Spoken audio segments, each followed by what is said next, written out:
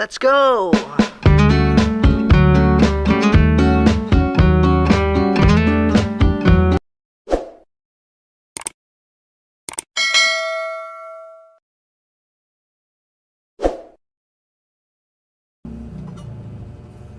Hello mga kusina. So, ngayon gagawa tayo ng spare ribs, pork spare ribs, caldereta. So, prepare na natin yung mga sangkap na ating caldereta.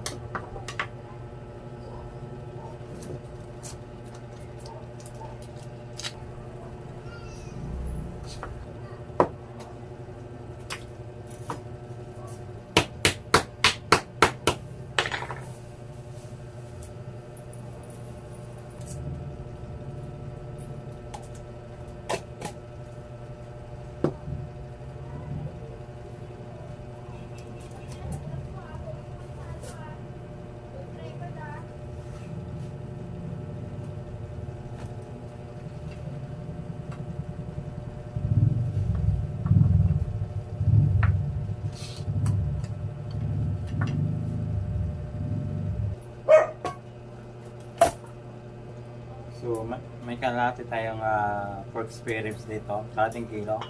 So, palambutin din natin siya. So, kailangan natin pakuluan muna.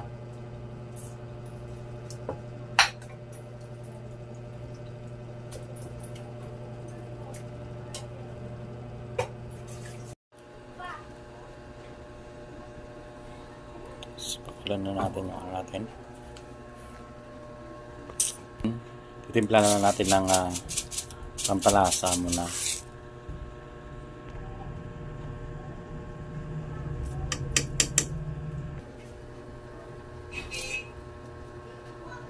So, pakulin na natin itong mga 30 minutes sa high pressure cooker. So, after 45 minutes, pwede na ito. Ngayon natin.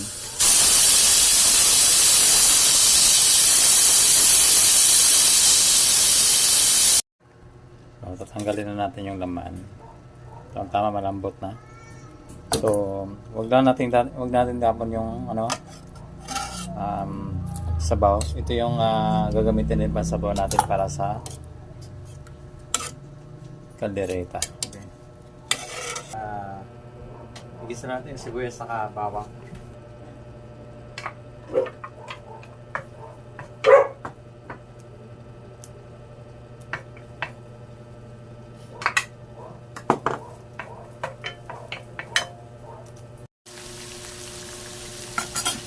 So, ginisa na natin yung sibuyas sa kabawang. Tapos nilagay na natin yung ano natin dito. Pinapalambot na spare ribs. Okay.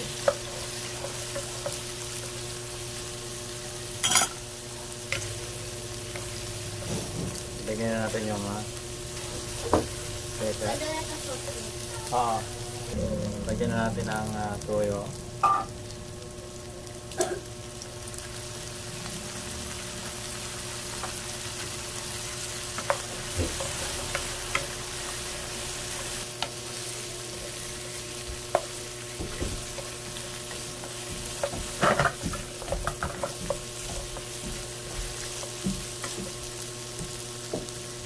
So, since yung spare ribs natin malambot naman din po, so ilagay na natin kagad yung ano natin, tomato sauce, 200 grams.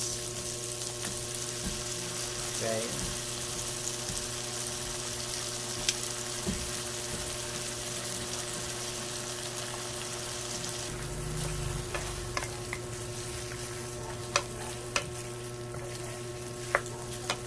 So, lagyan natin ng tubig. Ito yung pinapakuluan natin na spare ribs. Okay.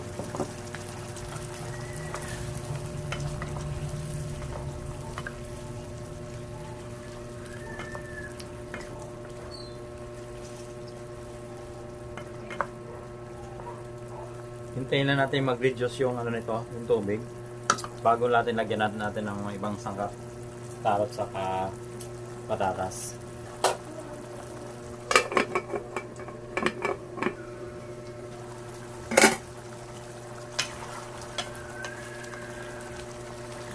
Tignan natin na maging sarap. May mga ketchup para medyo tumamis.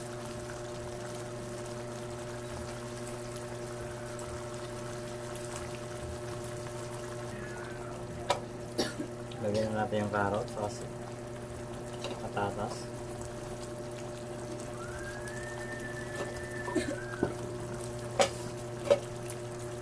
Pinaalan natin yung apoy.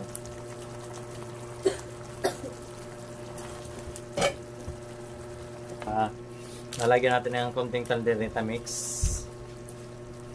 Okay. Ayan, okay yan, sapat na yan. Okay.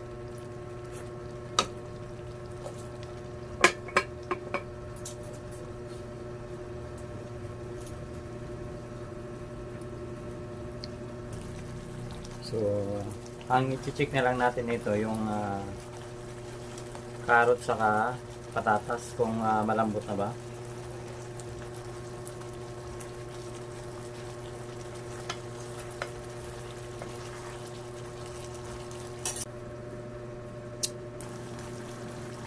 So, ito na yon.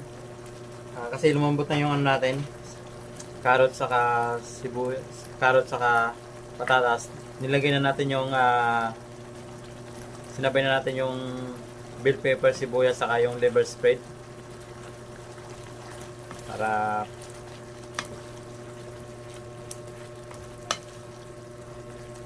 so pag yung liver spread na nilagay natin, pag natunaw na to dito lahat, hangoy natin to, pwede na natin tong plating.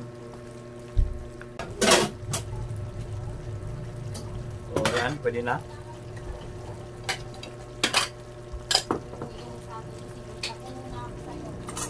So,